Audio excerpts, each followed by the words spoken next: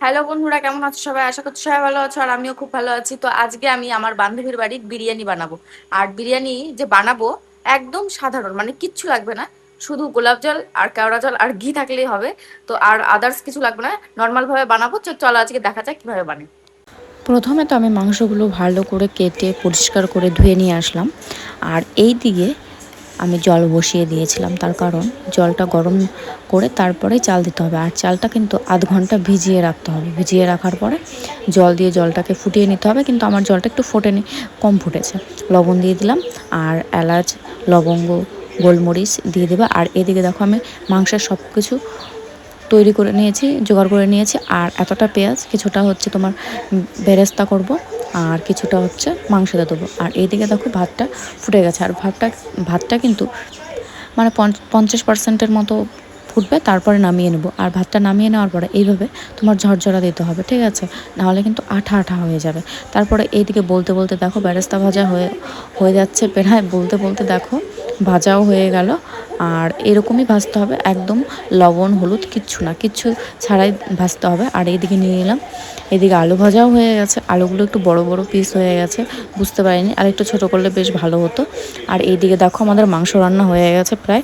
মাংস রান্না হচ্ছে, মাংসটা যেরকম রান্না করো ওইভাবেই রান্না করবে, শুধু ঝোল না দেওয়ার আগে কষানোটা দিয়ে বিরিয়ানিটা তৈরি হবে। আর এইদিকে দিচ্ছি ঘি। ঘি দিয়ে ভালো করে হাঁড়িটাকে মাখিয়ে নিলাম যাতে নিচে লেগে না যায়। তারপরে ভাত দিয়ে দিলাম। ভাতের ওপর তোমার হচ্ছে বেরেস্তা দেবো, তারপরে হচ্ছে তোমার বিরিয়ানি মশলা দিয়ে দেবো হালকা। আর হচ্ছে এইভাবে থাকে থাকে 2-3 বার সাজাতে হবে, ঠিক আছে? আর এই দেখো প্রথমে আলুগুলো দিয়ে দিলাম, তার কারণ আলুটা কেমন সিদ্ধ হয়েছে আমরা সঠিক জানি না, ঠিক আছে? তো সেই কারণে আলুটা নিচে দিয়ে দিলাম, যাতে ভাপে ভাপে যেইটুকু কম হয়েছে সেইটুকু যাতে হয়ে যায়। এই যে দেখো আলু দিয়ে দিলাম, তারপর আরেক ধাপ দিয়ে দিলাম ভাত, তার উপরে এর উপর আবার বেরেস্তা দিয়ে দেবো। আর দেওয়ার পরে আবার মাংস দিয়ে দেবো। আর এইভাবেই সাজাতে থাকবো, ঠিক আছে? যতক্ষণ না ভাতটা শেষ হয়। আর অল্প অল্প করেই কিন্তু দিতে হবে। আর এইদিকে দেখো আমি প্রথমেই বলছি কিন্তু ঝোলের মাংস দিলে হবে না, কষানো মাংস দিতে হবে।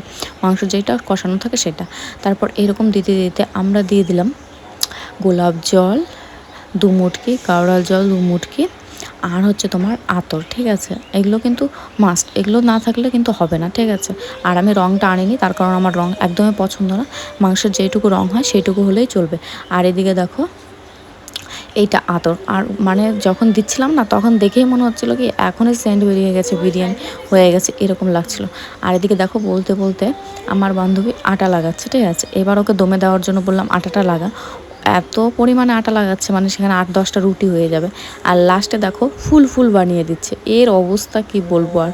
যাই হোক তোমরাও এইভাবে ট্রাই করো একদিন, অবশ্যই ভালো লাগবে। তারপরে এইখানে 20 থেকে 25 মিনিট মিডিয়াম জালে বিরিয়ানিটা জাল হবে। তারপরে এই দেখো আমরা নামিয়ে ফেলেছি 20 থেকে 25 মিনিট পরে। আর এই দেখো বিরিয়ানির কালারটা কত সুন্দর এসেছে, কি মনে হচ্ছে না? তো এই দেখো, কারণ একটু তো ঝাঁকিয়ে নাকিয়ে নিতেই হবে, তাই না? আর এদিকে দেখো কালারটা দেখেই লোভ লাগছে। কি লোভ লাগছে না? আমার তো লোভ লাগছে, এখন ভিডিও এডিট করতে করতে আমার লোভ লেগে যাচ্ছে। আর বলতে বলতে এই দেখো বিরিয়ানিটা বেড়ে নিয়েছি। আর এখন আমরা সবাই মিলে একসঙ্গে খেতে বসবো। তো যাই হোক, বিরিয়ানি কার কার ফেভারিট অবশ্যই কমেন্ট করে জানাবে। আর আমার তো ভীষণ প্রিয়, আর বাড়িতে বানানোটা আরও বেশি ভালো লাগে। তো যাই হোক, আমরা বিরিয়ানি খাই, তোমরা like comment share follow subscribe করে দিও। টাটা।